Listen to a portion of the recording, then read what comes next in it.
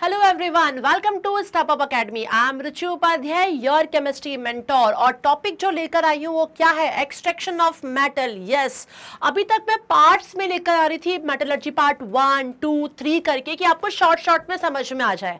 Playlist में चाहिए, detail में वीडियो दिया हुआ है। लेकिन आज मैं पूरे एक्सट्रैक्शन ऑफ मेटल को एक बार में समझाने आई हूँ बच्चों, और इसको यदि आपको समझ में आ गया तो आपके एग्जाम के लिए बहुत ही ईजी होने वाला है। तो ये जो ईजी होने वाला है और अच्छे तरीके से इजी करने के लिए पूरा का पूरा वीडियो आपको देखना पड़ेगा। लाइक कर लीजिए, सब्सक्राइब कर लीजिए, बेल आइकन को क्लिक कर लीजिए कि नेक्स्ट वीडियो का भी नोटिफिकेशन आपको टाइमली मिल जाए। तो चलिए स्टार्ट करते हैं विदाउट डूइंग लेट। क्या होता है पहले हम ये जान लें। यहां पे लिखा है क्या? एक्सट्रैक्शन ऑफ मेटल, मतलब कि मेटलर्जी। मेटलर्जी होती क्या है? एक्सट्रैक्शन ऑफ मेटल है क्या? हम इसके बारे में पढ़ रहे हैं तो पहले इसके बारे में जानना बहुत जरूरी है। तो what is the process of obtaining pure metal? हमें चाहिए क्या? हमें नीचे से जो मिल रहा है और वो क्या है? वो प्योर नहीं है। और हमें क्या चाहिए? प्योर मेटल चाहिए उन ओर में से। तो the process of obtaining pure metal from its ore में से हम क्या निकाल रहे हैं? प्योर मेटल निकाल रहे हैं। वही कहलाता है क्या? Extraction of metal. और इसी को बोलते हैं क्या? मेटलर्जी। क्लियर है? तो मतलब हमें जो और मिलता है, अब ये और क्या होता है, मिनरल क्या होता है, ये नहीं समझ में आता तो चाहिए मेरे प्लेलिस्ट में डिटेल वीडियो में समझ लीजिए कि और क्या होते हैं। ठीक है ना? क्योंकि हम ये जानते हैं क्या तो फ्री स्टेट में मिलते हैं मेटल कुछ, और फ्री कुछ कैसे होते हैं? कंबाइंड स्टेट में। क्लियर है? तो मैक्सिमम हमें कैसे मिलते हैं? कंबाइंड स्टेट में मिलते हैं। और जब मिलते हैं तो वो कहीं ना कहीं जो कंपाउंड फॉर्म में होते हैं वो क्या होते हैं? वो और होते हैं। ठीक है, उन्हीं को हम इस तरीके से बोलते हैं मिनरल भी। इसके बारे में डिटेल में जाने के लिए आप डिटेल वीडियो मेरा देख सकते हैं और मिनरल के बारे में। तो चलिए आगे देखते हैं कि क्या सब metal are found in earth crust, मतलब जो फ्री स्टेट में मिल रहे हैं। यहाँ पे देखिए कुछ मेटल हैं जो फ्री स्टेट में मिलेंगे और कुछ ऐसे मेटल हैं जो कंबाइंड स्टेट में मिलेंगे। बच्चों फ्री स्टेट में आपको भी पता है कि मैंने पढ़ा था, please stop calling me a zebra. ठीक है, I truly like her calling me a super goat, ये वर्ड बताया था। इसमें क्या था? सबसे ऊपर पोटेशियम था, सबसे नीचे है तो गोल्ड है, प्लेटिनम भी है भाई उसके नीचे। तो हाईली रिएक्टिव मेटल से नीचे लीस्ट रिएक्टिव मेटल थे। तो यहां पर भी आपको जो स्टेट मिल रहा है कि ये फ्री स्टेट में मिल रहे हैं, ये कंबाइंड स्टेट में, तो भाई जो हाईली रिएक्टिव होगा ऑब्वियस सी बात है ना, वो किसी से भी रिएक्शन इजीली कर लेगा। तो कंबाइंड स्टेट में मोस्टली हाईली रिएक्टिव जो मेटल हैं वो पाए जाएंगे, जैसे सोडियम है, calcium, potassium, aluminium, lead, copper, ये सब है। कॉपर का नाम आ गया है, वैसे कॉपर लीस्ट रिएक्टिव है, लेकिन इस जगह पे कॉपर के कुछ तो और मिलेंगे, उससे फिर हमें मेटल निकालना पड़ेगा, तो इसलिए यहां मिल गए। इसके अलावा गोल्ड, प्लैटिनम, सिल्वर, मर्क्यूरी, ये तो क्या है? कॉपर से भी नीचे कैटेगरी में आते हैं, मतलब बहुत लीस्ट रिएक्टिव है। और ये कैसे है? फ्री स्टेट में। भाई हमें तो कोई टेंशन है ही नहीं। ठीक है, तो ये फ्री स्टेट में मिलते हैं, लेकिन ये क्या मिलते हैं? कंबाइंड स्टेट में मिलते हैं। तो जब हमें अर्थ क्रस्ट से जो मिल रहा है वो कैसे मिल रहा है? या तो फ्री स्टेट में मोस्टली मिल रहे हैं जो लीस्ट रिएक्टिव है, लेकिन जो हाईली रिएक्टिव वो कैसे मिलेंगे? कंबाइंड फॉर्म में। और क्या पढ़ रहे हैं? The process of obtaining pure metal. हमें भैया हमारा मिशन क्या है? एक्सट्रैक्शन ऑफ मेटल क्या है? हमें प्योर मेटल चाहिए। और प्योर मेटल किससे मिलेगा? ओर से मिलेगा।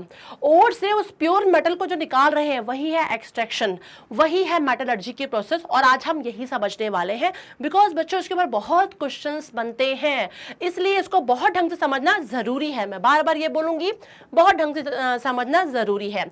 चलिए आगे देखते हैं। ये है आपके सामने एक चार्ट। ओके, यहां पे लिखा है कि हाँ, जो अभी मैंने आपको बताया, low reactive metals, medium reactive या मॉडरेट रिएक्टिव मेटल, या हाईली रिएक्टिव मेटल। अब यहाँ पे देखो लिखा हुआ है जो लो रिएक्टिव हैं, जो लाइक सिंपली हम सल्फाइड ओर की बात करें, उनमें उनको रोस्टिंग की प्रोसेस से हम क्या करते हैं? मेटल मिल जाता है, मेटल से उसकी रिफाइनिंग कर लेते हैं। ऐसे फिर यहाँ पे भी लिखा है कार्बोनेट और सल्फाइड और, ठीक है, कौन सा? जो मीडियम मॉडरेट होते हैं, उनकी कैल्सिनेशन या रोस्टिंग की प्रोसेस से फिर हमें क्या मिलते हैं? ऑक्साइड ऑफ मेटल मिलते हैं, उससे हमें मेटल मिलते हैं और मेटल से रिफाइनिंग होता है। लेकिन ये समझ नहीं आ रहा होगा, मुझे मालूम है नहीं समझ में आ रहा होगा। ये टेबल आप ना तब पढ़ना जब मैं ये चैप्टर पूरा फिनिश कर दूंगी। चैप्टर मतलब कि एक्सट्रैक्शन ऑफ मेटलर्जी, ये टॉपिक जैसे मैं फिनिश करूंगी ना, तब आप इसको देखोगे तो कहोगे यस अब समझ में आ रहा है कि मैडम ने बताया क्या था। लेकिन यहां पे जो ये बात की गई है और के बाद सीधे यहाँ पे ये बात पे आ गया तो मत आइए। और जो हमें मिलता है वो गंदगी से भरा हुआ मिलता है, उसमें कई तरीके के अनवांटेड पार्टिकल्स लगे होते हैं जिनको हम गैंगी पार्टिकल्स बोलते हैं, मैट्रिक्स बोलते हैं। तो जो हमें और मिल रहा है वो खुद में प्योर नहीं है भाई, वो बहुत गंदगी से भरा हुआ है। तो हम पहले क्या करेंगे, उसका एनरिचमेंट करेंगे। तो यहाँ पर एक पॉइंट आपको ऐड करना पड़ेगा, क्या, एनरिचमेंट ऑफ ओर। क्या, एनरिचमेंट ऑफ ओर, यहां बोलते हैं कंसंट्रेशन ऑफ ओर। इसके बाद ये प्रोसेस होगी बच्चों, और फिर हम इन कहानी पर आएंगे। ओके, तो ये टेबल को देखना है अपने को लास्ट में, और जब आप लास्ट में फिर से देखोगे तब आपको ये बात क्लियर हो जाएगी। चलिए स्टार्ट करते हैं, क्या कि हमें मिला और हम क्या करेंगे, आप इनका पहले एनरिचमेंट करेंगे। मतलब व्हाट इज एनरिचमेंट, ये समझ लेते हैं। The process of removal of gangue particles from the ore is called concentration of ore. What is gang or matrix? इनको matrix भी बोलते हैं। The ore mined from the earth crust contains some unwanted substances or impurities such as sand, rocky material, earthy particles, limestone, mica, etc. These substances are called gangy or matrix. Okay तो क्या होता है कि जब हमें earth crust से जो ओर मिलते हैं वो ओर कैसे होते हैं, अनवांटेड सब्सटेंस से उनमें लगे होते हैं, गैंगी पार्टिकल्स या मैट्रिक्स उनमें लगे होते हैं। ओके, तो वो गंदगी से भरे होते हैं। तो ऐसे में पहले क्या करना पड़ेगा, उसका हमें एनरिचमेंट करना पड़ेगा। और एनरिचमेंट क्या बोल रहा है, एनरिचमेंट की प्रोसेस यही बोल रही है, द प्रोसेस ऑफ रिमूवल। हम ये अनवांटेड पार्टिकल जो मैट्रिक्स है इसको हम क्या करेंगे, रिमूव करेंगे, ठीक है ना, फ्रॉम द ओर से ये गैंगी पार्टिकल्स, ये मैट्रिक्स को जब हम रिमूव करेंगे बच्चों, तो ये क्या कहलाएगा, हमारा एनरिचमेंट ऑफ ओर कहलाएगा या कंसंट्रेशन ऑफ ओर कहलाएगा। लेकिन जब ये करेंगे तो इनकी कुछ प्रोसेस होगी बच्चों, विदाउट प्रोसेस कोई चीज पॉसिबल नहीं है। तो यहाँ पे देखिए लिखा है method of concentration of ore या method of enrichment of ore, like hydraulic washing. एक इस प्रोसेस से हम क्या करेंगे, गंदगियों को, अनवांटेड पार्टिकल्स को अलग कर देंगे ओर से, क्योंकि हमें तो प्योर ओर चाहिए पहले। फिर मेटल की कहानी देखेंगे भाई, पहले तो ओर ही इतनी गंदगी से भरा हुआ मिल रहा है। उसके बाद फ्लोटेशन प्रोसेस देखेंगे, देन मैग्नेटिक सेपरेशन की प्रोसेस है, and last is chemical separation. ये बेटा चारों जो हैं ये अलग से भी एग्जाम में इनके ऊपर क्वेश्चंस आते हैं, कॉम्पिटेंसी बेस्ड भी क्वेश्चंस आते हैं। तो प्लीज इसको अलग से भी ध्यान से एक एक को जरूर पढ़ लीजिएगा। अभी मैं समझाने वाली हूँ, अच्छे तरीके से समझ लीजिए और सारे पॉइंट को आपको अपने दिमाग में रखना है। नाउ नेक्स्ट देखते हैं, एक एक करके पॉइंट को कवर करते हैं। हाइड्रोलिक प्रोसेस, हाइड्रोलिक प्रोसेस में देखिए लिखा हुआ है, this method is based on the difference in specific gravity. किस पे है ये, specially difference in specific gravity of the ore and gangue particle. Gangue particle and ore की स्पेसिफिक ग्रेविटी में जो डिफरेंसेस है वो देखा जा रहा है। गैंगी जो पार्टिकल होते हैं, जो मैट्रिक्स होते हैं बच्चों, वो क्या होते हैं, लाइटर होते हैं, हल्के होते हैं। किसके कंपेयर में, ओर के पार्टिकल से। जो ओर हमें मिल रहा है उसमें लगे हुए जो गैंगी पार्टिकल्स है, मैट्रिक्स है, वो हल्के हैं, ठीक है। तो यहाँ यही देखना आपको कि ये मेथड कहाँ यूज कर रहे हैं, this method is based on the difference in specific gravity of the ore and gangue particles. Clear है। और जो गैंग पार्टिकल होते हैं वो क्या होते हैं, दीज आर लाइटर देन, किससे लाइटर होते हैं, ये हल्के होते हैं, दैट इज ओर से ये हल्के होते हैं। अब होता क्या है इसमें, in this method the ore is mixed with water, ठीक है, पानी के साथ वो मिक्स हो जाता है। washed with an upward stream of running water, the lighter gangy particles are washed away, leaving the ore particle। देखिए यहाँ पे देखिए क्रस्ट ओर है बच्चों जो ले लिया गया है, ये टैप है, हमने इसको ऑन किया, यहाँ से पानी देखिए दिखाई पड़ा आपको, दिखाई, ठीक है ना, क्लियर आपको दिख रहा है। यहाँ पे यहाँ पर देखिए बच्चों क्या होता है कि जो गैंगी लिखा है with water hydraulic washing of the ore, सीधे दिख रहा है। जब पानी जो भी हमारा प्रेशर में यहाँ से क्रस्ट ओर आया एंड हमने वाटर की सप्लाई को ऑन कर दिया, और यहाँ पे देखो आपको दिखाई पड़ा है बच्चों ये बोर्ड्स बने हुए हैं। क्या बने हुए हैं, ये बोर्ड्स बने हुए हैं। और ये बोर्ड्स जब ये पानी आता है और ये गैंगी पार्टिकल्स इसमें आते हैं तो क्या मैंने बोला कि गैंगी पार्टिकल इज लाइटर देन ओर। तो क्या होगा, गैंगी पार्टिकल स्पीड में पानी के साथ बहते हुए, पानी साथ स्पीड में हल्के फुल्के हैं, ये नीचे आ जाएंगे। और क्या है, हैवी है बच्चों, तो और यहाँ इकट्ठे हो जाएंगे। इस जगह पे देखो अपने क्या हो जाएंगे, स्लोपिंग टेबल जो है इसी के ऊपर देखो कॉर्नर में हमारे और इकट्ठे हो जाएंगे।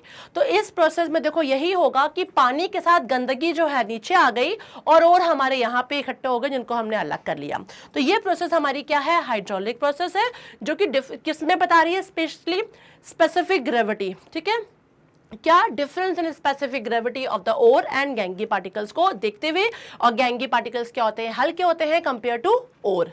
नेक्स्ट हमारी प्रोसेस है, देखिए यहाँ पे एग्जांपल देखा लिखा हुआ है, this method is used for concentration of the oxide ore of iron. Oxide ore में आपको पता होगा हेमेटाइट, ठीक है, इसके अलावा टिन, गोल्ड, सिल्वर, इन सब में हम इसको यूज कर सकते हैं वेरी इजीली, क्योंकि तो गोल्ड सिल्वर है सिर्फ गंदगी से भरा हुआ मिला, पानी वाली प्रोसेस से बहुत इजीली यहाँ पे हमें मिल जाएगा। क्लियर। नेक्स्ट प्रोसेस आपके सामने देखिए बच्चों आ रही है, that is a froth flotation process. कौन सी प्रोसेस है ये, फ्रोथ फ्लोटेशन। इसमें क्या होगा, यहाँ पे ध्यान से सुनिएगा, इधर दिख भी रहा है, देखिए वाटर है और ये वाटर कंटेनिंग पाइन ऑयल है, इसमें क्या है, पाइन ऑयल के साथ इसमें पानी में है। क्लियर है। यहाँ पे देखिए बच्चों कंप्रेस्ड एयर पास की जा रही है, इतना ध्यान दिखेगा। और यहाँ पे आपको दिखाई पड़ रहा है इस जगह पे ये सल्फाइड ओर पार्टिकल है, these are sulphide ore particles बच्चों, ठीक है। और इस जगह पे इकट्ठे हो रहे हैं गैंगी पार्टिकल्स, इकट्ठे हो रहे हैं। क्लियर है। लेकिन हो क्या रहा है, ऐसा कहानी क्या हो रही है, तो ये चीज आपको पता है कि पानी में भी तेल होता है और कंप्रेस्ड एयर उसमें पास की जाती तेजी से, तो झाग बनने लगता है। यहाँ पे भी यही कहानी हो रही है, फ्रोथ बबल्स कैरिंग सल्फाइड और पार्टिकल्स। जैसे ही ये कंप्रेस्ड एयर पास की गई, ये पानी में जो पाइन ऑयल था, जिसके कारण क्या होगा, अच्छा खासा बबल्स बनने लगेंगे, फ्रोथ बबल्स। ओके, और उसी में हमारे क्या है, सल्फाइड और पार्टिकल्स तैरने लगेंगे, और जो गंदगी है वो जाके नीचे बैठ जाएगी। तो यहाँ पे देखिए लिखा हुआ है, it is use for separating impurities from the sulphide ore. Simply किससे हो रही है, सल्फाइड ओर से कर रहे हैं, वहां दिखाई भी पड़ा है आपको। लाइक कॉपर पायराइट है, ठीक है, गैलेना है, पीबीएस, जिंक ब्लेंड जिसको हम बोलते हैं ZNS, लिखा हुआ है, are connected by using this method. इस मेथड के थ्रू हम क्या कर सकते हैं, इसके गैंगी पार्टिकल्स को अलग कर सकते हैं। इसका बेसिक प्रिंसिपल क्या है, the basic principle applied in this process is the froth flotation is the difference in the wetting ability of the ore and gangue. मतलब कि आप देख रहे हैं ये जो भी चीज हो रही है पानी में हो रही है। अब यहां पर भी पता चल रहा है कि वेटिंग एबिलिटी, कि दोनों ही गीले हो गए हैं, दोनों ही वेट हो चुके हैं, लेकिन जब हमने कंप्रेस्ड एयर पास की तो तैरते हुए बबल्स के फॉर्म में जब जो बनने लगा पानी, जिसमें पाइन ऑयल था, जब वो झाग के फॉर्म में तैरते हुए उसी में हमें सल्फाइड और दिखने लगे। और ये जो गैंगी पार्टिकल्स क्या हो गए, इनकी वेटिंग, जैसे ये वेट हुए तो ये और हैवी हो गया कि नीचे इकट्ठे हो गए। तो ये प्रोसेस के थ्रू हम क्या करेंगे, भी एनरिचमेंट करते हैं। Now next magnetic separation. Magnetic से समझ में आ रहा है जिसमें मैग्नेटिक का करेक्टर होगा वो मैग्नेटिक सेपरेशन वेरी इजीली होगा, जिनमें मैग्नेटिक प्रॉपर्टी नहीं होगी वो अलग हो जाएंगे। तो यहाँ पे भी देखिए ऐसा ही है, इफ ओर और gangue particles are having magnetic nature then it is concentrated by this method. ये सिंपल सी बात है। A magnetic ore of iron, simple से आयरन को तो हम जानते ही हैं कि मैग्नेटिक प्रॉपर्टी होती है, separated from non magnetic impurities. अब वो नॉन मैग्नेटिक इम्प्योरिटीज देखिए यहाँ पे लिखा भी हुआ है, SnO2 की भी हो सकती है, ठीक है, is separated from magnetic impurities of iron and chromium. Clear है। तो यहाँ पे देखिए बच्चों यही हो रहा है, ये है फाइनली ग्राउंड ओर आ रहा है, ये एक रोलर है, मैग्नेटिक रोलर है हमारा। अब क्या होगा, जिसमें ये ओर में जिसमें मैग्नेटिक प्रॉपर्टी होगी वो तो चिपकते हुए इधर तरफ आ रहे होंगे, लेकिन जो नॉन मैग्नेटिक पार्टिकल्स होंगे वो अपने अलग होते जाएंगे, ठीक है, यही प्रोसेस होगी इस पे। तो this is a magnetic separation process. बहुत ही इंपॉर्टेंट प्रोसेस है ये वाली केमिकल सेपरेशन, जिसको बेटा लीचिंग भी बोलते हैं। लीचिंग नाम याद रखिएगा, लीचिंग नाम से भी क्वेश्चन पूछा जाता है, पूछ सकते हैं लीचिंग क्या होता है, ठीक है, इसको एक्सप्लेन कीजिए। तो लीचिंग नाम भी आप याद रखिएगा। The process consist of treatment of the powdered ore with a suitable reagent such as acid, bases or any reagent which can selectively dissolve the ore but not the impurities. मतलब क्या होता है कि बच्चों, माना आपको कोई और मिल रहा है, माना ऐसे कोई और मिला है आपको, ठीक है। अब इस और में बहुत सारे केमिकल्स भी हो सकते हैं जो उसमें चिपके होंगे, केमिकल्स भी होंगे जो उसमें लगे होंगे, है ना। तो उन केमिकल्स को अपने को क्या करना पड़ेगा, हटाना पड़ेगा। और उनको हटाने के लिए हमें या तो एसिड की जरूरत पड़ेगी, या बेस की जरूरत पड़ेगी, या किसी रिएजेंट की जरूरत पड़ेगी। इनके थ्रू ही बच्चों हम क्या करेंगे, उनको हटा पाएंगे। तो यहाँ पर क्या होगा, जब हम एसिड या बेस से रिएक्शन करवा रहे होंगे या किसी रिएजेंट से करवा रहे होंगे बच्चों, तो क्या होगा कि यहाँ सिंपल बोला जा रहा है कि क्या चीज, जब इनसे रिएक्शन कराएंगे तो सीधे लिखा है which can selectively dissolve the ore. तो हमारा ओर जो है उसमें डिसॉल्व होने लगेगा बच्चों, और जो इम्प्योरिटीज है वो डिसॉल्व नहीं होगी, तो उसको हम अलग कर सकते हैं, है ना। जो चीज डिसॉल्व नहीं हो रही है वो इनसॉल्युबल फॉर्म में या अलग से ही हमें सेपरेटेड फॉर्म में दिखाई पड़ेगी, हम उसे अलग कर लेंगे। और हमारे जो ओर है वो जैसे रिएक्शन करेंगे इनमें से किसी के साथ, तो वो डिसॉल्व हो जाएंगे, और इम्प्योरिटीज क्या हो जाएंगी, वो डिसॉल्व नहीं होंगी। तो इजीली हम क्या करेंगे, उसको अलग कर लेंगे। यहाँ पे भी यही होगा। अब होना क्या है, it is based on the principle that ore is soluble. अभी मैंने बताया ही आपको, ओर इज सॉल्युबल लिखा हुआ है in particular solvent, but the impurities are not, impurities नहीं होगी। अब हम जो ये लीचिंग की प्रोसेस है, ये दो तरीके से होती है बच्चों। एक होती है लीचिंग ऑफ बॉक्साइट और, जो कि बहुत इंपॉर्टेंट है, अभी मैं समझाने वाली हूँ। एक है leaching of sulphur and gold, ठीक है। यदि सल्फर एंड गोल्ड में भी थोड़े बहुत कुछ केमिकल्स लगे हैं तो उनकी भी लीचिंग होती है, लेकिन हम यहाँ पढ़ेंगे क्या, स्पेशली बॉक्साइड ओर के बारे में, because it is very important और अच्छे समझ में आने वाला है कि मैं जो बात करने वाली हूँ वो कैसे करने वाली हूँ। आपको पता है कि बॉक्साइट जो ओर होता है बच्चों, उसका ये फॉर्मूला है ना, यही फॉर्मूला है। नहीं याद है तो मैंने लिखे, एक मेरा डिटेल वीडियो है सम इम्पॉर्टेंट ओर्स, ज़रूर पढ़ लीजिएगा, क्योंकि वो भी आपके बहुत काम आने वाला है कॉम्पिटेंसी बेस्ड क्वेश्चंस में। तो उसमें सारे मैंने ओर, सल्फाइड ओर है उसमें, ठीक है, कार्बोनेट ओर है, सल्फेट ओर है, ऑक्साइड ओर है, सारे ओर आपको वहाँ पे मिल जाएंगे बच्चों। तो उसको ज़रूर पढ़ लीजिए, तो आपको ये फॉर्मूला भी याद हो जाएगा। तो ये है रियल फॉर्मूला ऑफ बॉक्साइड। जब हमें बॉक्साइड ओर मिला तो बॉक्साइड ओर तो मिला, लेकिन हमने क्या देखा कि बॉक्साइड ओर के साथ देखिए एक यहाँ पर ये गैंगी पार्टिकल्स थे, केमिकल्स थे, और यहाँ पे भी थे। मतलब देखा Fe2O3 ये भी मिला केमिकल, और साथ में ये भी मिला। मतलब हमें जो मिला वो प्योर बॉक्साइड नहीं था। उस प्योर बॉक्साइड में बहुत सारे गंदगी में जो केमिकल्स थे, वो केमिकल्स कौन से थे, Fe2O3 और SiO2 ये जुड़े हुए थे। जब हम लीचिंग ऑफ बॉक्साइड और करते हैं बच्चों, तो इसको एक नाम से और जानते हैं, इसको बोलते हैं बेयर्स प्रोसेस। ये भी जरूर नाम याद रखिएगा। अब जब हमें भाई बॉक्साइड और मिला विथ सो मैनी केमिकल्स, कई केमिकल्स के साथ, तब हम क्या करेंगे, इनको हटाने की कोशिश करेंगे। ये हमारा केमिकल सेपरेशन प्रोसेस है। तो हमने सबसे पहले क्या उठाया, Al2O3 को उठाया। हमने लिया Al2O3। अब लेना नहीं है, मैं एक सिंपल सी बात बताऊं, लेना नहीं है आपको बच्चों, ये रिएक्शन में ही आपको लेना है। हमें तो ऐसे पत्थर टाइप का मिला भाई, ऐसे। अब उसमें क्या Al2O3 ऐसे इतनी जल्दी नहीं निकाल पाओगे कि सबको अलग कर पाओगे, है ना। हमें तो पत्थर मिला था पूरा। लेकिन आपको जब मैं रिएक्शन में समझाऊंगी तो आप समझो कि मैं क्या करने जा रही हूँ। कि जब हमें वो बॉक्साइड और मिला, कई केमिकल से मिला हुआ, तो मैंने क्या किया, उस पर डाल दिया बेस। क्या डाल दिया, स्ट्रॉन्ग बेस। स्ट्रॉन्ग बेस से रिएक्शन करवा दिया। जब अब मैंने स्ट्रॉन्ग बेस से रिएक्शन करवाया, जैसे उसके ऊपर डाला, तो वो जब डलेगा तो Al2O3 के ऊपर भी डलेगा, Fe2O3 के ऊपर भी डल रहा है, SiO2, क्योंकि सारे केमिकल्स भी जुड़े हुए हैं वहां पर। अब वो कर क्या रहे हैं, इसलिए मैं इसको रिएक्शन के फॉर्म में दिखा रही हूँ बच्चों आपको।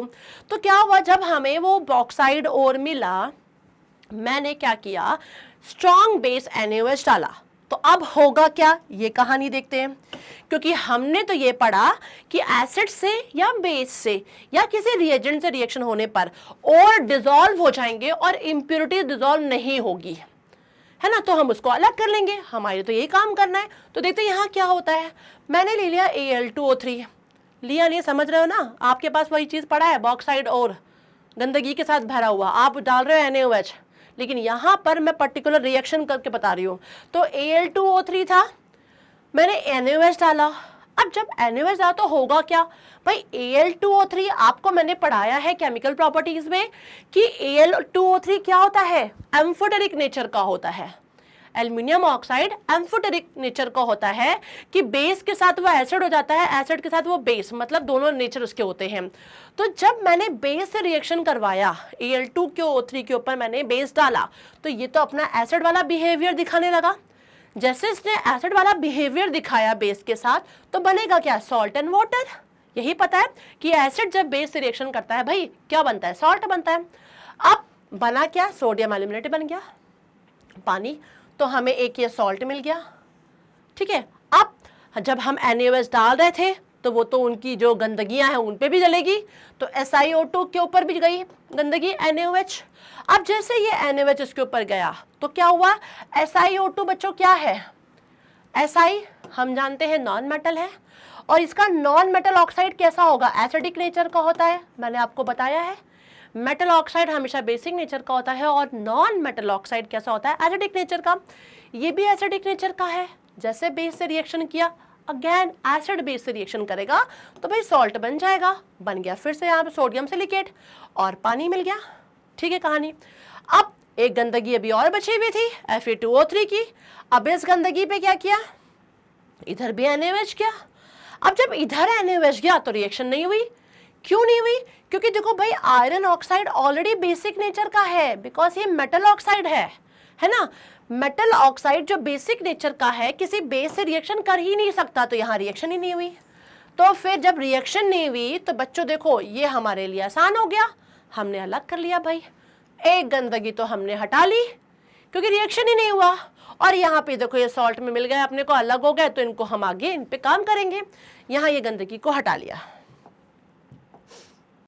नौ तब आपने क्या देखा, यहाँ रिएक्शन तो भाई हुई नहीं है, तो मतलब हमने सीधे क्या कर दिया, Fe2O3 हटा दिया। अब आगे आ जाते हैं, आगे अब किसका रिएक्शन होगा, सेकंड और थर्ड पर दिख रहा है स्टेप। फर्स्ट स्टेप में आपने देखा कि सभी का रिएक्शन बेस से कराया था और हमें देखो यहाँ मिल गए थे सॉल्ट। अब सेकंड स्टेप में मैं इस सॉल्ट पे काम करूंगी एंड थर्ड पे इस सॉल्ट को देखूंगी, क्योंकि हमें तो सभी को डिसॉल्व करना है ना भाई, हमें तो मेनली क्या चाहिए, एल्यूमिनियम ऑक्साइड चाहिए अपने को स्पेशली, है ना। तो यहाँ पे इसकी भी देखेंगे कहानी क्या होती है। तो अब हम ले लेंगे क्या, सोडियम एल्यूमिनेट को। सोडियम एल्यूमिनेट को डाइल्यूट किया, जैसे डाइल्यूट किया हमें एल्यूमिनियम हाइड्रोक्साइड का बच्चों प्रेसिपिटेट मिल गया और बेस बना। मतलब क्या बना, प्रेसिपिटेट मिल गया अपने को यहाँ, किसका, एल्यूमिनियम हाइड्रोक्साइड का। ठीक है, यहाँ पे दूसरा चीज क्या था आपने देखा, Na2SiO3, ये भी एक सॉल्ट था।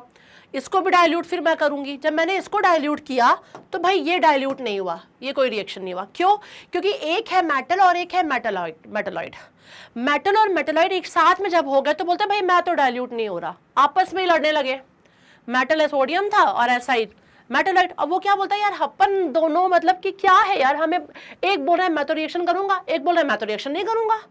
तो वही वाली बात आ गई कि दोनों साथ में जब सॉल्ट बनाए हुए हैं ये कंपाउंड के फॉर्म में, तो ये पानी में डाइल्यूट ही नहीं हुए, तो नहीं हुए तो कोई रिएक्शन ही नहीं हुआ। ये जो एरो यहाँ दिख रहा है बच्चों, ये एरो यहाँ आएगा, ठीक है ना, तो कंफ्यूज मत होइएगा। तो यहाँ रिएक्शन ही नहीं हुआ, तो हमारे लिए इजी क्या हो गया, इनको भी अब अलग करना आसान हो गया क्योंकि ये रिएक्शन ही नहीं हुआ। तो अब काम किस पे करना है अपने को, जो बचा रह गया हमारा एल्यूमिनियम हाइड्रोक्साइड। अब ये प्रेसिपिटेट के फॉर्म में था, मैंने क्या किया, इसको और हीट कर दिया। जैसे ही हीट किया मुझे मिल गया एल्यूमिनियम ऑक्साइड और पानी अलग हो गया। तो देखो कहानी कुछ अपने को दिख रही है, एल्यूमिनियम ऑक्साइड दिखाई पड़ा। अब जैसे ही एल्यूमिनियम ऑक्साइड को हमने रिक्रिस्टलाइज किया, ठीक है, पानी के साथ रिएक्शन करवाया, रिक्रिस्टलाइज किया, हमें देखो मिल गया क्या, Al2O3 2s2, जो कि हमारा क्या है, बॉक्साइड ओर है।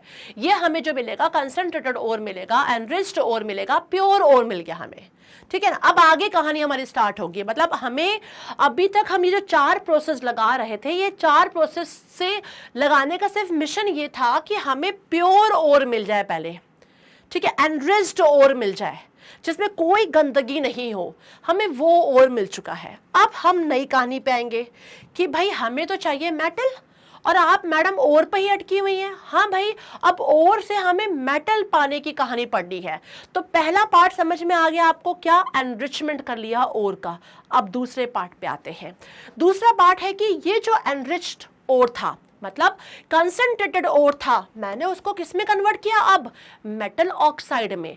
मतलब चाहे सल्फाइड ओर हो, चाहे सल्फेट ओर हो या कार्बोनेट ओर हो, इनको मैंने क्या किया, अब इन सभी ओर को मैं पहले, मेरा मिशन रहेगा मेटल ऑक्साइड में कन्वर्ट करने का, और फिर मेटल ऑक्साइड से ऑक्सीजन को हटा के मेटल को पाने की मिशन रहेगी।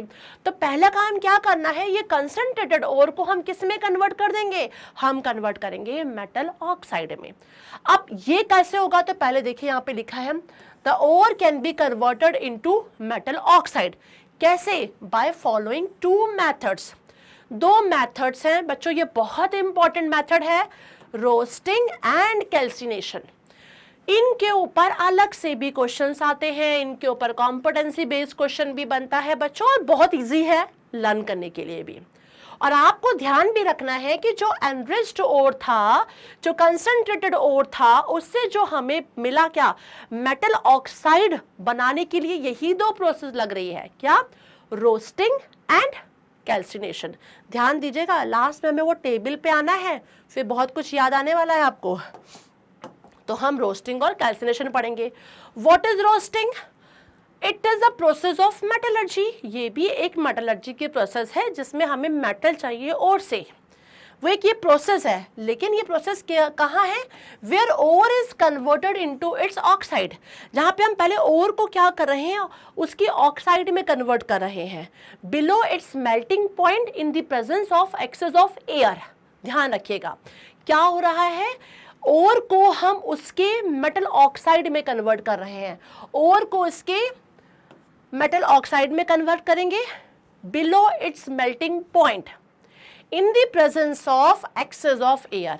एयर के एक्सेस में हम उसके मेल्टिंग पॉइंट से नीचे क्या करेंगे, ओर को मेटल ऑक्साइड में कन्वर्ट करते हैं। तो वो प्रोसेस कहलाती है बच्चों रोस्टिंग, याद रहेगा, in the presence of excess of air below its melting point ore will convert into in metal oxide। ये हो गया रोस्टिंग की प्रोसेस। अब ये रोस्टिंग की प्रोसेस स्पेशली सल्फाइड में ज़्यादा होती है, सबसे ज़्यादा। तो यहाँ देखिए जिंक सल्फाइड दिख रहा है, लेड सल्फाइड दिख रहा है, आपको Cu2S दिख रहा है, सारे सल्फाइड और दिख रहे हैं। एक्सेस ऑफ ऑक्सीजन की साथ प्रेजेंस में हमने इसको जैसे हीट किया, वैसे ही देखो सल्फाइड और ने मेटल का साथ छोड़ दिया और वो जुड़ गए ऑक्सीजन के साथ। और सेम विद यहाँ पे मेटल भी क्या किए, सल्फाइड ओर का साथ छोड़ के कहाँ जुड़ गए, ऑक्सीजन के साथ। तो ये मेटल देखो सल्फाइड था, ये मेटल ऑक्साइड देखो बन गया बच्चों, दिख रहा है आपको। जैसे ही मैंने एक्सेस ऑफ एयर की प्रेजेंस में, ठीक है ना, यहाँ पे दिया और फिर क्या देखा कि ये देखो सल्फाइड और कहाँ हो गया, मेटल किसमें, ऑक्साइड में, मेटल सल्फाइड मेटल ऑक्साइड में कन्वर्ट हो गया, और जो सल्फाइड था वो सल्फर डाइऑक्साइड के फॉर्म में रिलीज हो गया। सेम विद देखिए यहाँ पर मेटल सल्फाइड था, मेटल ऑक्साइड में कन्वर्ट हो गया। हेयर ऑल्सो, मतलब in the presence of excess of air below its melting point, जो आपका सल्फाइड और था वो मेटल ऑक्साइड में कन्वर्ट हो गया। It is a roasting process. ये क्या हो गई हमारी रोस्टिंग की प्रोसेस। अब नेक्स्ट है कैल्सिनेशन की प्रोसेस, क्योंकि और से मेटल ऑक्साइड को कन्वर्ट करने के लिए हमें दो ही प्रोसेस पढ़ने हैं, रोस्टिंग और कैल्सिनेशन। कैल्सिनेशन में क्या हो रहा है, जैसे उसका अपोजिट, एक्सेस ऑफ एयर था, एब्सेंस ऑफ एयर है यहाँ पर। It is a process in which a carbonate, mostly किसमें हो रहा है, carbonate ore is heated below its melting point, इसमें भी बिलो इट्स मेल्टिंग पॉइंट ही है। In the absence of air, क्या है, in the absence of air to convert it into in metal oxide. देखिए यहाँ पे कार्बोनेट और है, zinc carbonate, calcium carbonate, excess of, बोलते ना कि बहुत ही कम एयर के प्रेजेंस में, एब्सेंस ऑफ एयर के प्रेजेंस में देखा, तो यहाँ पे देखिए जिंक ऑक्साइड बन गया और कार्बन डाइऑक्साइड गैस रिलीज हो गई। तो ये हो गया आपका कौन सी प्रोसेस बच्चों, ये प्रोसेस हो गई आपकी व्हाट, कैल्सिनेशन। तो हमने सेकंड मिशन भी कंप्लीट कर लिया। पहला मिशन था कि जो ओर था वो गंदगी से भरा था, हमने उससे क्या किया, एनरिच्ड और कंसंट्रेटेड ओर निकाला, प्योर ओर। अब उस प्योर ओर को हमने क्या किया, मेटल ऑक्साइड में कन्वर्ट किया। दूसरा मिशन खत्म हुआ। अब तीसरा मिशन हमारा ये स्टार्ट होगा कि इस मेटल ऑक्साइड का रिडक्शन करना है। रिडक्शन का मतलब होता है कि उस मेटल ऑक्साइड से उस ऑक्सीजन को हटा दो भाई, है ना, यही मतलब है। ऑक्सीडेशन का मतलब होता है एडिशन ऑफ ऑक्सीजन और रिडक्शन का मतलब होता है क्या, हटा दो भाई, साइड कर दो। तो अब हम यहाँ पे भी यही करने वाले हैं कि हम रिडक्शन ऑफ मेटल ऑक्साइड करेंगे, मतलब ऑक्सीजन को हटाने का काम करेंगे, तभी तो मेटल मिलेगा। अब ये करेंगे। तो नेक्स्ट प्रोसेस है reduction of metal oxide to metal. The process of converting metal oxide into metal is called reduction। ठीक है, अब ये जो प्रोसेस होगी वो कैसे होगी? हीट के थ्रू होगी। यहाँ पे क्या करेंगे हम? हीट के थ्रू। तो जब रिडक्शन बाय हीट होता है बच्चों, तो उसको हम बोलते हैं पायरोमेटलर्जी। क्या बोलते हैं? Reduction by heat. आपको हर जगह देखो क्या दिख रहा है, डिफरेंट डिफरेंट टेम्परेचर पे हीट किया जा रहा है। तो ये जो रिडक्शन हो रहा है, ये रिडक्शन बाय हीट जब होगा तो हम इसे क्या बोलेंगे? पायरोमेटलर्जी बोल देंगे। तो pyrometallurgy is a branch of extractive metallurgy, where pyro मतलब थर्मल एनर्जी प्रोवाइड की गई, और मेटलर्जी का मतलब तो हम जानते हैं कि बाय सप्लाइंग हीट हम क्या करेंगे? मेटल का एक्सट्रैक्शन कर लेंगे। हीट देकर हम मेटल को निकाल लेंगे, ये काम करेंगे। तो यहां पर भी यही हो रहा है। तो अब आप देखिए, पहले हम लेंगे क्या? जिस तरीके से हम जानते थे कि मेटल की अपनी रिएक्टिविटी से होती है, वैसे ही मेटल ऑक्साइड की भी कंडीशन होती है बच्चों। पोटेशियम सोडियम हाईली रिएक्टिव हैं, तो यहाँ मॉडरेट बीच में आ गए हैं, और लीस्ट रिएक्टिव में ये ऊपर आ गए हैं, देखिए कॉपर के ऊपर। तो यहाँ पे देखिए, पहले मैं इसकी बात कर लेती हूँ, लेड ऑक्साइड की, है ना। पहले लीस्ट लेती हूँ, फिर मैं कुछ मॉडरेट ले लूंगी, और फिर उसके बाद हाईली रिएक्टिव लूंगी, क्योंकि रिडक्शन करना है सभी मेटल ऑक्साइड से, हमें ऑक्सीजन को रिमूव करना है, ठीक है ना। तो देखते हैं, और सबकी अलग अलग प्रोसेस रहेगी बच्चों। जो लीस्ट रिएक्टिव रहेंगे उनके लिए रिड्यूसिंग एजेंट अलग होगा, ठीक है। जो मॉडरेट रहेंगे उनके लिए अलग होगा, तो जो हाईली है उनकी प्रोसेस ही अलग हो जाएगी। तो हमें ये तीनों में देखने पड़ेंगे किस तरीके से हम तीनों में अलग अलग तरीके से कर सकते हैं। तो यहाँ पे पहला आ गया extraction of metal of low reactivity. Low reactivity का है कि आपके पास ये और है, दैट इज लेड ऑक्साइड, ठीक है। अब ये जो लेड ऑक्साइड है, ये कार्बन मोनोऑक्साइड कहाँ से आ गया? ये कार्बन डाइऑक्साइड जो आपको लिखा दिख रहा है, ये मत ध्यान दीजिएगा, ये इसके नीचे का नाम है। तो ये जो लेड ऑक्साइड है बच्चों, यहाँ पे देखो मैंने रिड्यूसिंग एजेंट लिया। क्या लिया? Reducing agent.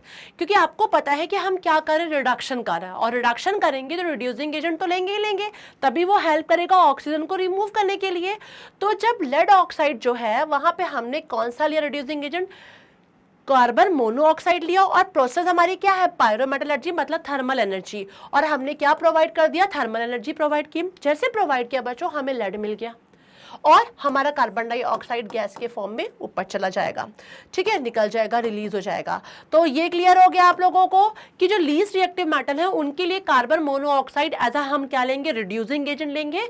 That reducing agent will help in reduction, और रिडक्शन से क्या होगा कि हम पीबीओ से किसको अलग कर पाएंगे? ऑक्सीजन को अलग कर पाएंगे, और हमें क्या मिल जाएगा? लेड मिल जाएगा। क्लियर है? तो ये हो गया। अब हम थोड़ा मॉडरेट वाली कंडीशन देखते हैं। मॉडरेट रिएक्टिविटी में यदि हम बात करें तो वहां पर रिड्यूसिंग एजेंट कार्बन लेते हैं बच्चों। क्या लेते हैं? कार्बन। लीस्ट रिएक्टिव वाले में आपने क्या देखा? वहां पे हमने लिया कार्बन मोनोऑक्साइड, और मॉडरेट रिएक्टिविटी पे हमने क्या लिया? कार्बन ले लिया। कार्बन के साथ देखिए यहाँ पे लिखा, क्योंकि एक कार्बन जो है वो एक स्ट्रॉन्ग रिड्यूसिंग एजेंट है compare to carbon monoxide, okay. और ये भी हमारे क्या है, देखा जाए तो लीस्ट रिएक्टिव से मॉडरेट है, मतलब इनकी रिएक्टिविटी हद से तो हाई है ना। तो फिर क्या है? ये जिंक ऑक्साइड जो है, यहाँ पे दिख रहा है आपको फेरिक ऑक्साइड, यहाँ पे देखो हमने कार्बन रिड्यूसिंग एजेंट लिया, पायरोमेटलर्जी की प्रोसेस हुई, थर्मल एनर्जी प्रोवाइड किया, और देखो हमें क्या? जिंक और आयरन मिल जाएगा, और कार्बन डाइऑक्साइड गैस के फॉर्म में ये क्या हो जाएंगे? रिलीज हो जाएंगे। तो इस तरीके से प्रोसेस होती है। आप ये मॉडरेट रिएक्टिविटी में आपको बताऊं बच्चों, तो आप एल्युमिनियम पाउडर से भी कर सकते हो। एक एग्जांपल मैं Fe2O3 का लेके चलती हूँ, तो आपको समझ में आएगा। यही Fe2O3 जो है, ये Fe2O3 में देखो एल्युमिनियम पाउडर के साथ आप रिएक्शन कराओगे, तो एल्युमिनियम पाउडर एक रिड्यूसिंग एजेंट की तरीके से काम करेगा, और जैसे इसके साथ ये रिएक्शन करेगा तो ये आयरन मेटल देगा, जो मोल्टन स्टेट में मिलेगा बच्चों। कैसा मिलेगा? मोल्टन स्टेट में, ठीक है ना। और यहाँ पे देखिए एल्युमिनियम ऑक्साइड आपको मिल रहा है, और हीट जनरेट हो रही है। तो रिडक्शन ऑफ मेटल ऑक्साइड, ये आपको ध्यान इसलिए रखना है, रिडक्शन ऑफ मेटल ऑक्साइड, हम पहला काम कर रहे हैं क्या? रिडक्शन करें किसका? मेटल ऑक्साइड का। और जब हम रिडक्शन करते हैं मेटल ऑक्साइड का by the help of carbon, carbon जो कि एक रिड्यूसिंग एजेंट जैसा है, तो उस प्रोसेस को बोलते हैं बच्चों स्मेल्टिंग। तो अभी एक तीसरा नाम आ गया, रोस्टिंग देखा, कैल्सिनेशन देखा, एक तीसरा नाम आया स्मेल्टिंग। ये नाम आपको याद रखने हैं, इनके ऊपर ऑब्जेक्टिव क्वेश्चन बन जाते हैं बच्चों, ध्यान रखिएगा। तो रिडक्शन ऑफ मेटल ऑक्साइड, हम क्या कर रहे हैं? मेटल ऑक्साइड का रिडक्शन कर रहे हैं। और जब हम कर रहे हैं तो किसके थ्रू करेंगे? कार्बन के थ्रू जब करेंगे तो वो क्या करेगा? वो प्रोसेस कराएगी हमारी स्मेल्टिंग, ओके यहाँ पे the reduction of metal oxide to form metal by using aluminium powder as a reducing agent is called thermite reaction. ध्यान रखिएगा, जब हम एल्युमिनियम पाउडर को एक रिड्यूसिंग एजेंट की तरीके से यूज करते हैं किसमें, मॉडरेट रिएक्टिव मेटल ऑक्साइड में, तो फिर ये प्रोसेस कहलाती है क्या, थर्मिट रिएक्शन या थर्मिट प्रोसेस कहलाती है। बच्चों ये अब आपका फोर्थ पॉइंट, स्मेल्टिंग हो गया, कैल्सिनेशन हो गया, रोस्टिंग हो गया, और एक नाम आ गया थर्मिट। ये नाम याद रखने हैं, इसलिए बहुत इंपॉर्टेंट है ये एक्सट्रैक्शन ऑफ मेटलर्जी मेटल, क्योंकि बेटा ये स्पेशली इसलिए इंपॉर्टेंट है, इनमें बीच बीच में से बहुत सारे क्वेश्चंस बन जाते हैं, तो आपको ध्यान से समझना बहुत जरूरी है। तो यहाँ पर क्या हुआ, रिडक्शन ऑफ, हमने क्या किया, मेटल ऑक्साइड किया by the help of reducing agent, that reducing agent will be a aluminium powder, और जब हम इसको यूज करते हैं एज अ रिड्यूसिंग एजेंट तो ये प्रोसेस क्या कहलाती है, थर्मिट रिएक्शन, थर्मिट प्रोसेस कहलाती है। होगा क्या, हमें मॉल्टन आयरन मिलेगा। ये जो मॉल्टन आयरन है बच्चों, इसका क्या रोल है, जो ब्रेक हो जाते हैं आयरन पीसेस, जो ब्रेक हो जाते हैं उसमें क्या करते हैं, ये मोल्टन आयरन को पोर कर दिया जाता है। पोर करने के बाद आपने वेल्डिंग की प्रोसेस देखी है ना बच्चों, यही वेल्डिंग की प्रोसेस है। तो यहाँ पे देखो लिखा है, the molten iron is then poured between the broken iron pieces to weld them. दो ब्रोकन आयरन पीसेस हैं जो टूटे हुए हैं, उनको वेल्ड करने के लिए उसमें पोर किया जाता है ये मोल्टन आयरन, और हम क्या कर देते हैं, उसको ज्वाइन कर देते हैं। ये प्रोसेस कहलाती है एल्यूमिनोथेरेपी या थर्मिट वेल्डिंग। तो आपने देखा कैल्सिनेशन, आपने देखा रोस्टिंग, स्मेल्टिंग, थर्मिट प्रोसेस, एल्यूमिनोथेरेपी या थर्मिट वेल्डिंग, इतने नाम आ गए। तो ये पॉइंट बहुत इंपॉर्टेंट है, जितने भी नाम मैं ले रही हूं ये सारे नाम बच्चों आप ध्यान रखिएगा, इनके ऊपर ऑब्जेक्टिव क्वेश्चंस बन जाते हैं, ठीक है, तो आपको ये ध्यान रखना जरूरी है।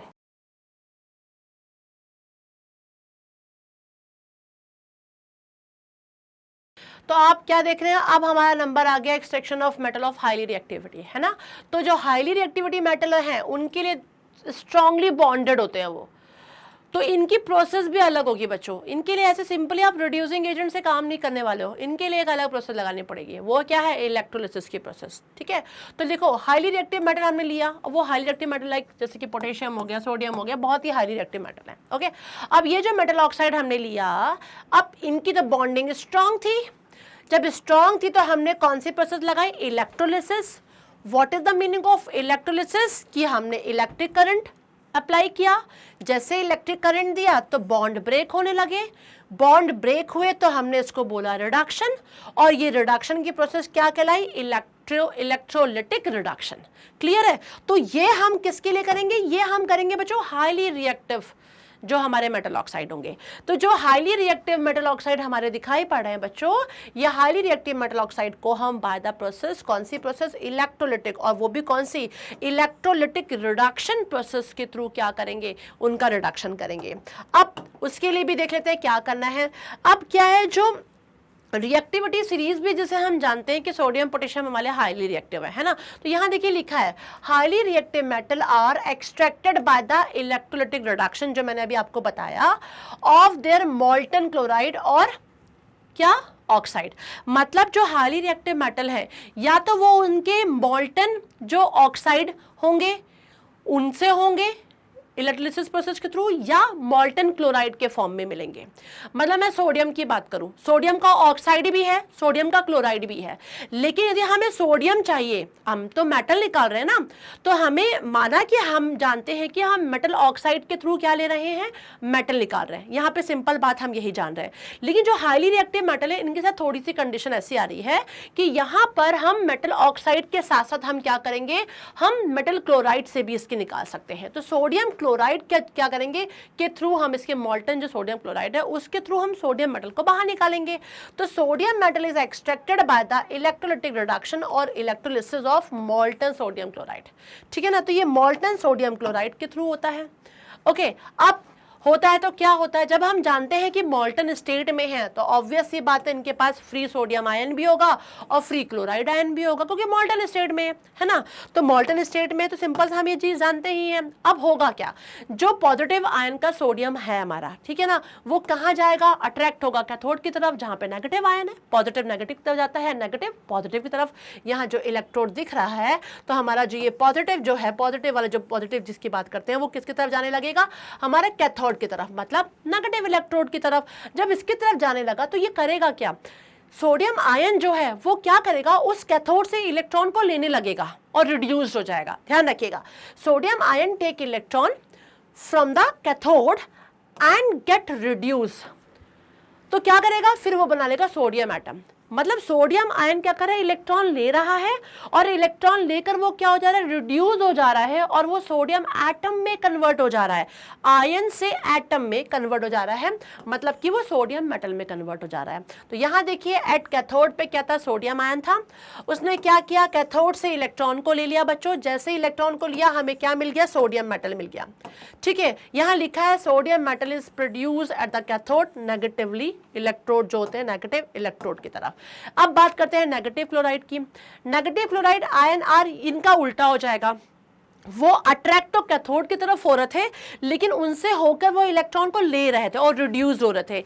इनके साथ क्या होगा, ये इलेक्ट्रॉन को दे देंगे। ठीक है, तो यहां लिखा the negative chloride ion are attracted to the anode. ठीक है, positive electrode the chloride ions give electron. Sodium ले रहे थे कैथोड से इलेक्ट्रॉन और यहाँ पे क्लोराइड क्या कर रहे हैं, दे देंगे इलेक्ट्रॉन। जब ये देंगे इलेक्ट्रॉन तो ये क्या होंगे, ये भी ऑक्सीडाइज हो जाएंगे। ये क्या होंगे, वो रिड्यूस हो रहे हैं, ये ऑक्सीडाइज हो जाएंगे। और जैसे ऑक्सीडाइज होंगे ये क्लोराइड जो लिखा है, क्लोराइड नहीं, क्लोरीन गैस में कन्वर्ट हो जाएंगे। तो ये देखिए क्लोराइड आयन था, यहां से देखो उसने क्या किया, इलेक्ट्रॉन को दे दिया, एनोड को दिया इलेक्ट्रॉन, और देखो यहाँ पे क्या बन गया, आपका क्लोरीन गैस बन गया। तो the chlorine gas is formed at the anode. यहाँ पे क्लोराइड लिखा है बच्चों, दिस इज क्लोरीन। ठीक है, हमें क्लोरीन गैस मिल जाएगा। तो समझ में आ रहा है क्या, NaCl मॉल्टन स्टेट में था, फ्री आयन सोडियम के पास थे, फ्री आयन क्लोरीन के पास थे। सोडियम आयन जो था वो कैथोड की तरफ अट्रैक्ट हुआ, कैथोड की तरफ जब अट्रैक्ट हुआ नेगेटिव चार्ज की तरफ, तो नेगेटिव चार्ज की तरफ अट्रैक्ट होते होते उसने क्या किया, उससे इलेक्ट्रॉन को ले लिया, इलेक्ट्रॉन के लेकर वो रिड्यूस हो गया, रिड्यूस होकर वो क्या बना लिया, सोडियम एटम बना लिया। यहां उल्टा हो गया, क्लोरीन ने क्या किया, जो क्लोरीन था वो क्लोराइड आयन के फॉर्म में था, क्लोराइड आयन अट्रैक्ट हुआ एनोड की तरफ, लेकिन जब वो वहां अट्रैक्ट हुआ तो उसने इलेक्ट्रॉन और दे दिए। किसको दे दिए, एनोड को इलेक्ट्रॉन दे दिए। अब जब एनोड को इलेक्ट्रॉन दे दिए तो वो क्या हो गया, ऑक्सीडाइज हो गया, और वो क्या बन गया, क्लोराइड आयन से क्लोरीन गैस में कन्वर्ट हो गया। तो यहां पर यही चीज बता रहे हैं कि पॉजिटिव इलेक्ट्रोड पे हमें क्या मिल जाएगा, क्लोरीन गैस मिल जाएगा। इस तरीके से बच्चों क्या है, हमने क्या देखा कि हमें मेटल मिलने लगेगा। ठीक है, तो highly reactive, low reactive, moderate reactive में हमें कुछ ना कुछ की जरूरत पड़ रही है, उसके थ्रू हमें मेटल मिलने लगा। एक नोट आपको ध्यान रखना है, जो लिखा है कि मैंने बोला था मॉल्टन सोडियम क्लोराइड, एक वो बात होती है, और यहाँ पे लिखा है we can not use a aqueous solution of sodium chloride.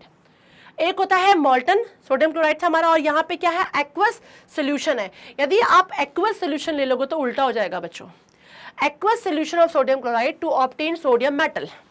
यदि हमने ये काम कर लिया, this is because if we electrolyse an aqueous solution of sodium chloride then as soon as sodium metal is produce at cathode it will react with water. ठीक है ना, मतलब कि हमें पता है कि हमने जो भी लिया है सोल्यूशन वो किसका ले लिया, सोडियम क्लोराइड का लिया, मतलब एक्वस था। एक्वस था इसका मतलब NaCl तो बच्चों था, NaCl के साथ साथ ये एक्वस सोल्यूशन था, इसका मतलब इसमें पानी था, यही तो मतलब हुआ। अब जब ये ब्रेक हुआ Na+Cl-, आप जो इसकी बात कर रही हो, तो यहाँ पे पानी भी तो अपने आप में देखा जाए तो बच्चों ब्रेक हो रहा है, तो ये क्या करेगा, यहाँ पर इससे रिएक्शन करके NaOH बना लेगा, और हमें तो बनाना है मेटल, यहाँ उल्टा हो जाएगा। तो एक्वस सोल्यूशन नहीं लेना है सोडियम क्लोराइड का, ध्यान रखिएगा। तो यही चीज उन्होंने बोला है कि we can not use an aqueous solution of sodium chloride to obtain sodium metal, क्योंकि सोडियम मेटल मिल ही नहीं सकता, सोडियम हाइड्रोक्साइड मिल जाएगा। This is because if we electrolyse an aqueous solution of sodium chloride then as soon as sodium metal is produce at cathode it will react with water. ठीक है, और ये क्या बना लेगा, present in the aqueous solution to form sodium hydroxide. ठीक है, so electrolysis of an aqueous solution of sodium chloride is not possible, क्योंकि इससे क्या नहीं मिलेगा, हमें सोडियम मेटल नहीं मिलेगा, ध्यान रखिएगा। ठीक है ना, तो इस तरीके से आपको ये चीज ध्यान रखनी है। अब ये तो हो गया हमारा क्या बच्चों, कि हमने मेटल ऑक्साइड से क्या पा लिया, मेटल पा लिया। ठीक है, माना लीस्ट रिएक्टिव और मॉडरेट में सेम था, लेकिन हाईली रिएक्टिव में ऑक्साइड से भी हमें मिल रहे थे और क्लोराइड से भी। सोडियम की बात करो तो उसको क्लोराइड से उसका इजीली था, तो हमने मॉल्टन NaCl ले लिया और उससे आपको मेटल दिखा दिया कैसे मिला। अब जो हमें मेटल मिला बेटा, बट वो भी हमें प्योर नहीं मिला। जैसे हमें जब ओर मिला था तो वो पूरा प्योर नहीं मिला था, तो हमने एनरिचमेंट किया था। ऐसे जो हमें अब मेटल मिल गया है वो भी प्योर नहीं है। तो जब प्योर मेटल हमें निकालना होगा वही कहता है क्या, रिफाइनिंग।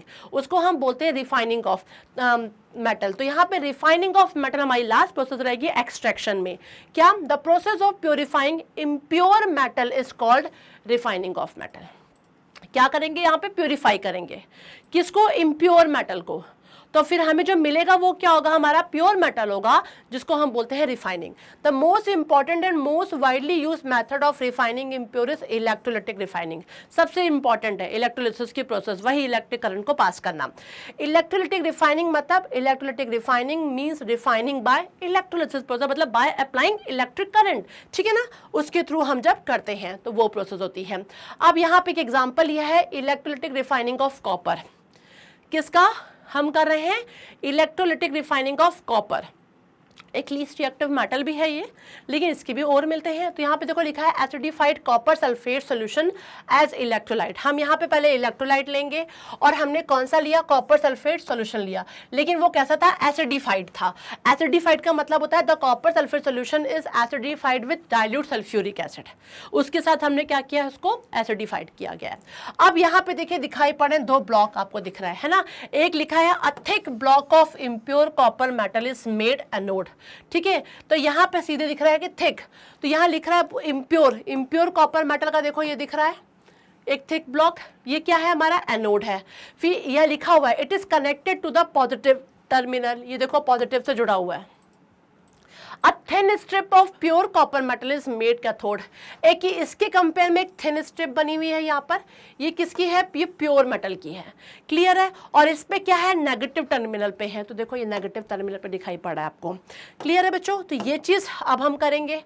अब जब करेंगे तो क्या होगा, on passing electric current, electric current को पास किया गया, impure copper from the anode, जो इम्प्योर कॉपर थे कहाँ से, एनोड से। ये एनोड से जो इम्प्योर कॉपर थे अब वो कहाँ चले जाएंगे, सीधे लिखा है from the anode dissolve and goes into copper sulphate. ये जो इम्प्योर कॉपर फ्रॉम द, ये इम्प्योर कॉपर एनोड था, उससे ये क्या होने लगेंगे, डिसॉल्व होने लगेंगे। क्या हो जाएंगे, वो डिसॉल्व हो जाएंगे, कहाँ, कॉपर सल्फेट सोल्यूशन में डिसॉल्व हो जाएंगे। And pure copper from the copper sulphate solution deposit at cathode. और यहाँ पे हम जान रहे हैं कि क्या है, प्योर है, तो ये प्योर जो है वो क्या करेगा, ये जो प्योर जो रहेगा वो कहाँ पे प्रोड्यूस होने लगेगा, कैथोड के ऊपर। मतलब कि जो एनोड पे इम्प्योर कॉपर था हमारा, वो यहाँ से इस एनोड से वो इम्प्योर कॉपर क्या होगा, डिसॉल्व हो जाएगा। डिसॉल्व कहाँ होगा, कॉपर सल्फेट सोल्यूशन में होगा। अब इस कॉपर सल्फेट सोल्यूशन से हमें क्या मिलेगा, प्योर कॉपर मिलेगा। और वो प्योर कॉपर कहाँ चला जाएगा, वो प्योर कॉपर डिपॉजिट हो जाएगा कैथोड के ऊपर। तो मतलब क्या था, pure copper metal is produce on the cathode. तो हमें प्योर मिल जाएगा कहाँ पर, कैथोड पे मिल जाएगा। और जो इम्प्योर था वो डिसॉल्व हो गया कहाँ, कॉपर सल्फेट में डिसॉल्व हो जाएगा। ऐसे देखिए यहाँ पे प्रोसेस भी बताई हुई, जो मैंने बताया है कि कॉपर सल्फेट सोल्यूशन है। देखिए बच्चों, कंटेन कॉपर आयन, एक Cu2+ और एक सल्फेट है SO4 2-। On passing the electric current through copper sulphate solution the following reaction takes place. कैसी रिएक्शन होती है, यहाँ देखिए कॉपर की बात की जा रही है, ठीक है ना। तो यहाँ कॉपर है आयन, कहाँ से, फ्रॉम इलेक्ट्रोलाइट, वहां से, और वो क्या करेंगे, इलेक्ट्रॉन्स को ले रहे हैं कहां से, फ्रॉम कैथोड, और सिंपली हमें क्या दे रहे हैं, कॉपर एटम दे रहे हैं। अब यहाँ पे देखिए थोड़ा उल्टा हो जाएगा, क्या, ये जो कॉपर थे ये इम्प्योर थे, ये क्या हुए, गिवन टू एनोड की तरफ जाएंगे क्योंकि वो डिसॉल्व हो चुके हैं, और उसके बाद ये क्या देंगे, कॉपर आयन देंगे, जो कि कहाँ चले जाएंगे, इलेक्ट्रोलाइट में चले जाएंगे। In this way copper ion are taken from the copper sulphate solution at the cathode and put into the solution at the anode, और उससे हमें ऊपर क्या मिल जाएगा, कॉपर